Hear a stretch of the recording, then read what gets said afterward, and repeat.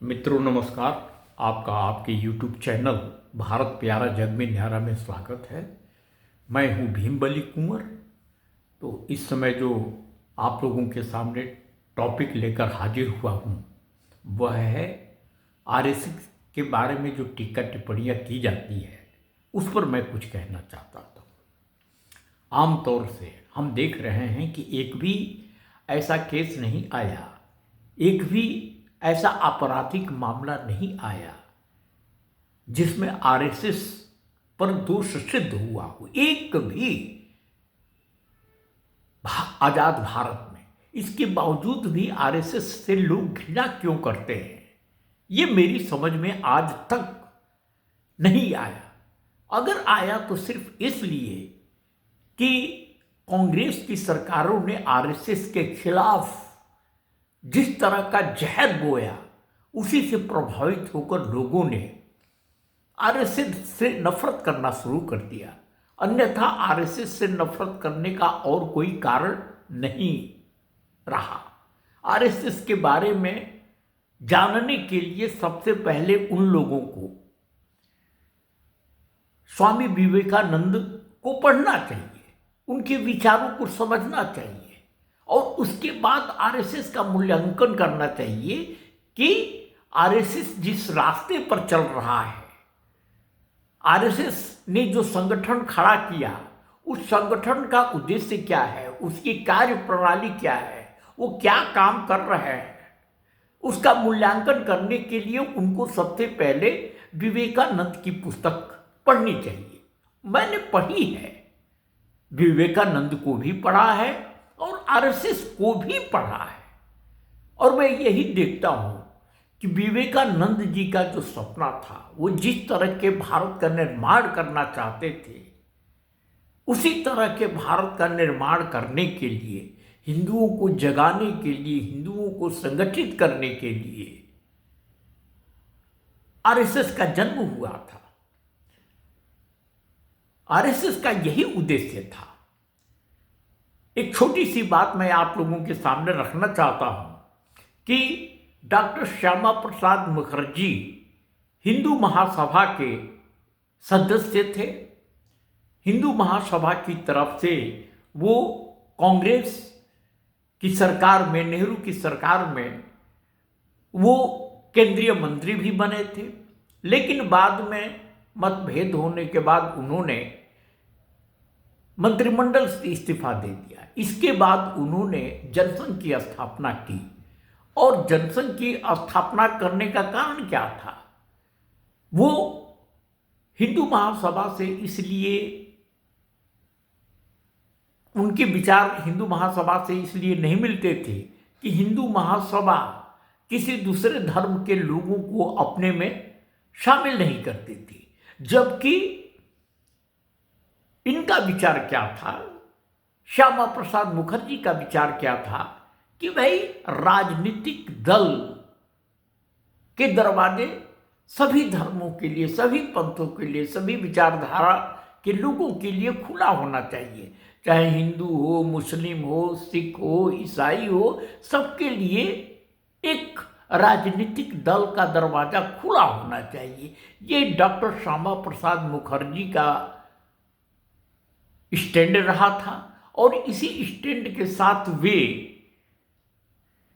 RSS के द्वितीय सरसंघचालक गोलवलकर जी के पास गए थे और गोलवलकर जी से निवेदन किया था कि आरएसएस को राजनीतिक फील्ड में उतार दिया जाए, लेकिन गोलवलकर जी इसके लिए तैयार नहीं हुए क्योंकि गोलवलकर जी का उद्देश्य तो था हिंदुओं में जागृति पैदा करना, हिंदुओं को संगठित करना और विवेकानंद के रास्ते पर भारत को ले जाना। ये उनका संकल्प था और यह काम राजनीति से नहीं हो सकता था। तो उन्होंने इस बात को स्वीकार किया कि राजनीतिक दल में सभी धर्मों के लोगों का स्वागत होना चाहिए, किसी भी तरह का अंतर नहीं होना चाहिए।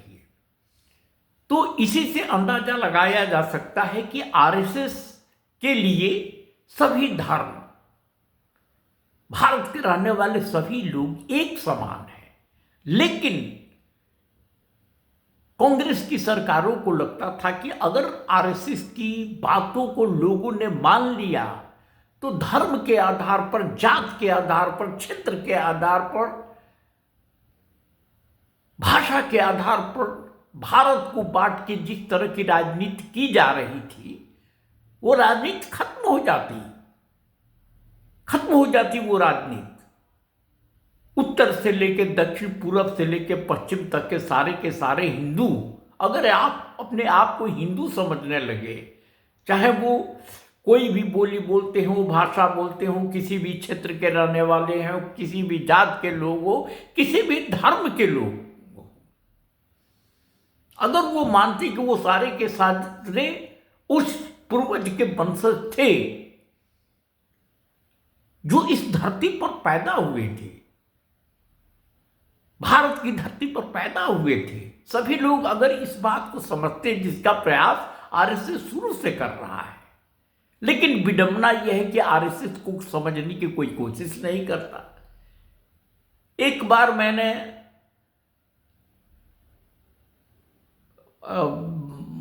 एक पोस्ट मैंने लिखा था, उस पर एक महाशय जी है, उन्होंने बहुत सारे मुसलमानों के नाम दे दिए और कहा कि इनमें कई लोग जो है वो भगत सिंह, सुभाष चंद्र बोस, अन्य क्रांतिकारियों के हैं। अब आरएसएस में कितने लोग क्रांतिकारियों के पीछे भागे हैं, उन्होंने सवाल कर दिया।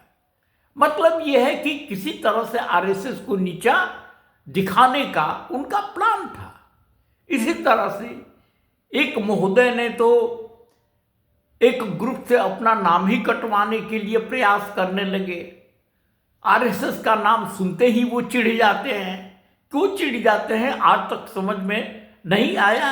एक ही चीज समझ में आई कि कांग्रेस ने आज तक जो कुछ पढ़ाया लिखाया उसी को सच मान के, यानी ब्रह्मांड में वही सही है, बाकी सब लोग गलत है, सभी लोगों की विचारधाराएं गलत है, ये मान के उन्होंने आरएसएस से नफरत करना शुरू कर दिया। जबकि मेरा मानना है कि चाहे आरएसएस हो या कोई भी हो, आप सबकी बातें सुनिए, समझने का प्रयास कीजिए, आप नफरत किसी से मत कीजिए। अगर किसी ने अपने व्यक्तिगत लाभ के लिए कोई काम किया है तब तो उसकी आलोचना होनी चाहिए कि भाई वो राष्ट्र के लिए ठीक नहीं है, उसका तो जीवन ही पहले व्यक्तिवाद के लिए है, अपने परिवार के लिए है। लेकिन किसी भी आदमी ने चाहे डकैती की हो या कुछ भी किया हो, लेकिन अपने लिए नहीं बल्कि समाज के लिए किया है, तो मैं समझता हूं कि उसके विचारधारा को समझने का प्रयास करना चाहिए। मेरा तो यही मत है कि महात्मा गांधी को अगर आप स्वीकार करते हैं या हम स्वीकार करते हैं तो हमें नाथूराम गोडसे को भी स्वीकार करना चाहिए। नाथूराम गोडसे ने अपराध जरूर किया था, लेकिन मेरी समझ से उसने पाप नहीं किया था। तो मेरा तो किसी से नफरत नहीं है, किसी विचारधारा से नफरत नहीं है। मैं आलोचना जरूर करता हूं और वो आलोचना समालोचना होती है, अलग अलग रास्ते होते हैं। तो यही बात मैं आप लोगों के सामने रखना चाहता था कि भाई आरएसएस को समझने का प्रयास करें और नफरत करना बंद कर दें, आंख बंद करके नफरत करना बंद कर दें। आप विवेकानंद को पढ़िए, इसके बाद आरएसएस के बारे में जो कुछ आपको कहना है आप कहिए। यही चीज मैं आप लोगों के सामने रखना चाहता था।